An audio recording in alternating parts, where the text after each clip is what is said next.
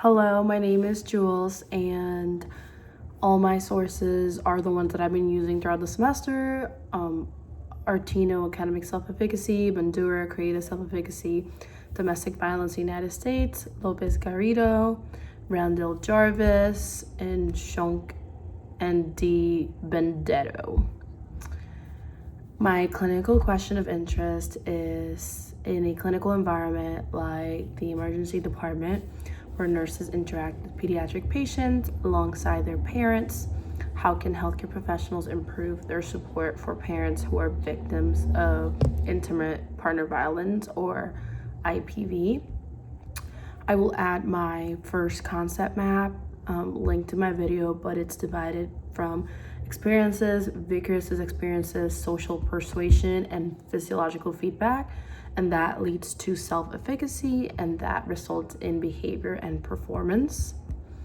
So to describe why the clinical question is important to address, addressing IPV in the emergency department is crucial for ensuring safety and well-being of both adult victims and pediatric patients. Healthcare professionals play a pivotal role in breaking the cycle of abuse, connecting victims with necessary resources, and providing educational support to empower individuals in creating healthier relationships. Recognizing and intervening in cases of IPV aligns with the commitment of holistic care, legal obligations, and the promotion of a violence-free society. So to describe which theory I chose to address the clinical question and why it is appropriate to use, I chose the Bandura's self-efficacy theory, and I think it is ideal for addressing the clinical problem because it centers on empowerment and behavioral change. By boosting parents' beliefs in their abilities, healthcare professionals can empower them to seek and take positive steps. The theory focuses on coping skills and role modeling, enables professionals to assist parents in developing effective strategies, reinforcing confidence and encouraging meaningful changes in the context of intimate partner violence. So I will show in this my final theory-informed conceptual map, but I will describe it in a second.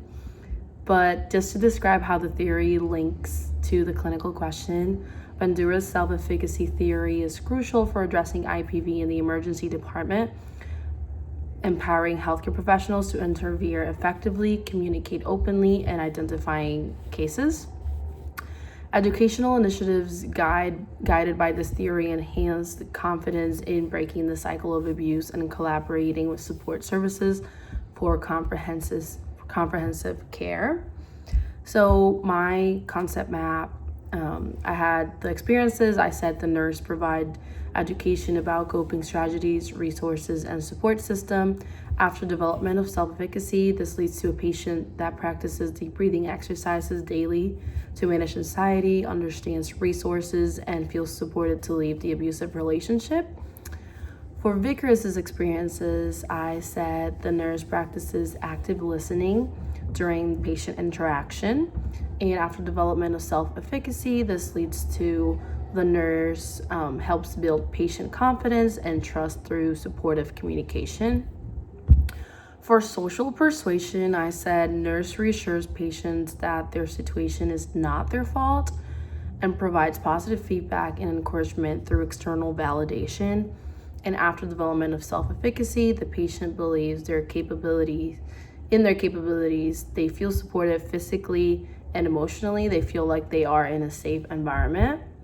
And then lastly, for their emotional state, I said the nurse develops a safe plan tailored to the patient's specific needs and concerns, talking to the patient to develop this plan, not developing on her own, but developing a plan with the patient.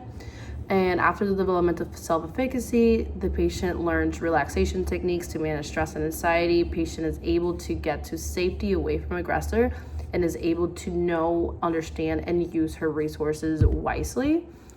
So what I wanted my peers to take away from this presentation is that is the importance of incorporating trauma-informed approach in the emergency department, not only in the emergency department, but just in any role you have as a nurse. Enhancing your knowledge of IPV through through training, practice empathetic communication, and empower patients with education. Recognize your role as a nurse in building self-efficacy and the importance this is in patient care and just their life, and collaborate with support services to create a compassionate and effective healthcare environment for victims of IPV.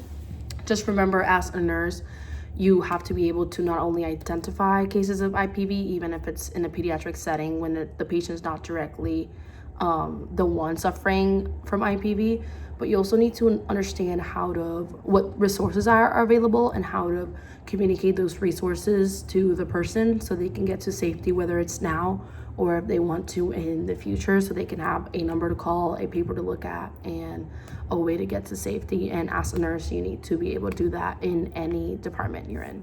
Thank you.